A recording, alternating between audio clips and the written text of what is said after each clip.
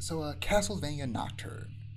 You've watched it. Oh Did boy, you finish it? I have watched it. I did finish it. What do you think? First and foremost, how'd you like it? I I loved it. First, like, okay, I have a lot of thoughts on Nocturne season 2 because, it was great. Peak, I fear. Oh yeah, But best season of the my entire biggest Castlevania animated shows so far, in my opinion. yeah, yeah, for sure. And it's like it's very clear that they had like a budgetary increase because like the fight choreography, they were doing crazy stuff with Every like episode, the there was fights a and fight. the effects. Like, right. Last You couldn't time, get that out of part one of in the Castlevania. first series, it was like a really good fight at the beginning and a really good fight at the end, and maybe a really good fight in the middle. Yeah. But in between that, it was Right. whatever. But now it's like every episode, there's a really good fight. So it is a fight, which was I loved it. I loved every single piece of it. I wasn't as big of a fan of like Maria's whole weird arc with her mother and Juice as I think they were hoping I would be.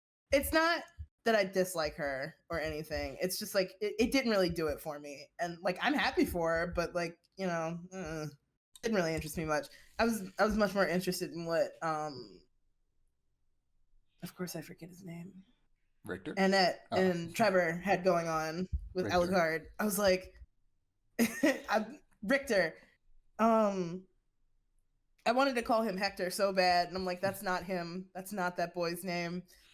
I'm tired. I'm running on like 3 hours of sleep. Please don't mind me. But I was much more interested in what Richter and Annette had going on than like Maria and Juice, because it's like, man, whatever, man. But everything was super cool. The final episode I think was my favorite. Well, semi-final episode was my favorite. Yeah, I was gonna say, I feel For a like myriad of the reasons. final episode had my favorite single moment. But Yeah, the it's always the penultimate episode of this show that has the best fight in the entire show. right. And then also Drolta, man, Man, the fact they didn't have she to was do this. so dead in the beginning. It was kind of funny how shriveled up and like Yeah, just it was a little funny. she just And turned then she short came back raisin. and I was like, wow, right. It's like she came back and I'm like, okay, Jolta's back. And then she died again. I'm like, tragic work. Tragic work. But But she turned out to be the main yeah, villain in all in the end. all, I know, it's crazy. And it's like I kind of figured with what they were setting up in like the before like title card like origin story stuff that like she all this was going to be like self-serving, but I never expected it to be a thing of like it was her assuming that that's what her goddess wanted. Like that was kind of fire, I fear. Yeah, I feel like Um it's kind of tragic because it's like she thought that's what her goddess wanted, but at the same time, why would the goddess of healing want this? right.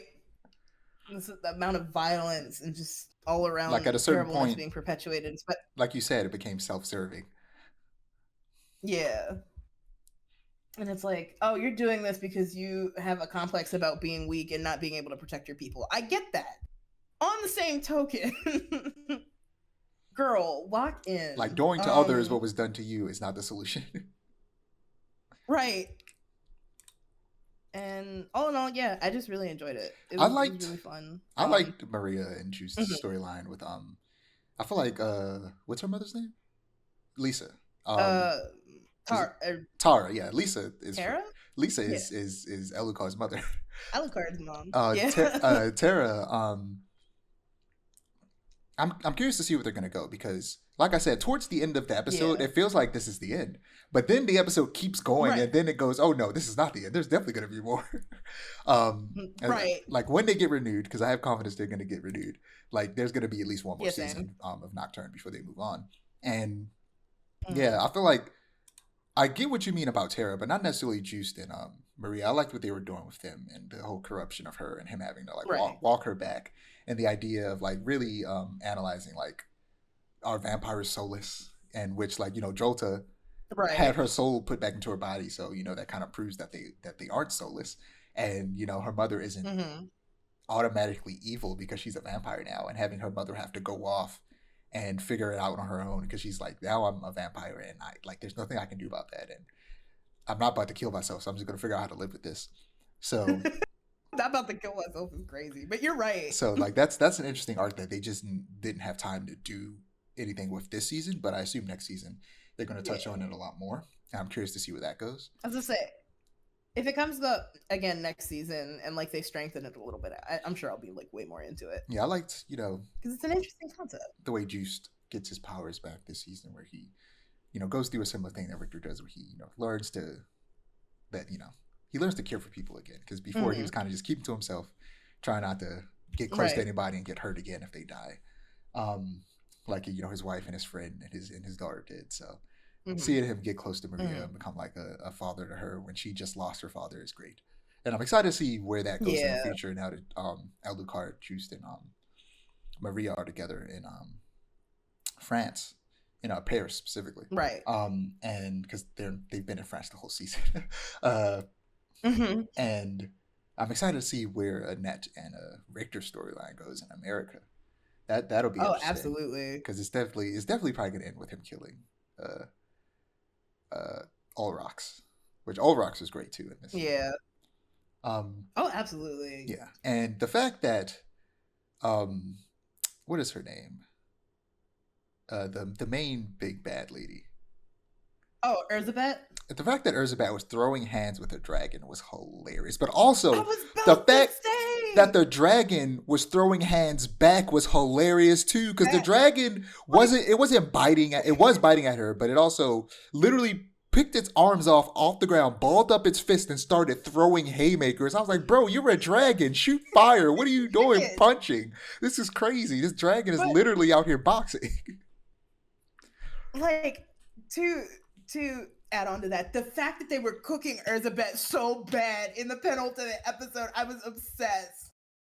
I get why, but I said it was so good. It really was. It was, because it's like, it makes me think back to Trevor and Sypha when Trevor specifically tried to throw hands with Dracula and it didn't work, and then here comes Richter. Except that Richter can now throw hands with that ice and fire. Right. It's insane. I was expecting her to get cooked a little bit, but I was expecting her to cook them back just as hard, but it didn't happen. And honestly, I kind of liked it that way. I mean, it was a back and forth. They all had to give it their all. But also, that moment in the last episode where Alucard gives Richter his sword and he covers it and he sets it on fire and then freezes the fire and then slices Jolta in half was so dope. Oh my God. I fear. It was incredible. But yeah, learning all this stuff about those African gods and the Orisha with Annette was really cool. I learned a lot more about African mythology than I ever knew before, and all of it was very interesting. And also mixing it with Egyptian mythology, which is the main kind of African mythology that most people know, was smart on their part to kind of be like, okay, here's the one that you know, very smart. And here's a new one that you absolutely know nothing about. And yeah, that was very smart on their part and very fun. And it gave Annette a lot to do, even though technically in those last two episodes, Annette wasn't really there. She was still doing a lot by giving up her body to Sekhmet and also fighting that monster in the other world, the spirit world. So yeah, it was great. But now you see why I think that Soma Cruz is next, because Alucard could not shut up about Japan this season. Mention Japan. He kept talking about Japan. My one thing about Soma being next, though, right, is that he mentioned Japan, but it's still very much Revolutionary era France. Aria of Sorrow doesn't take place until I want to say 2056. I have to Google it. Hold on.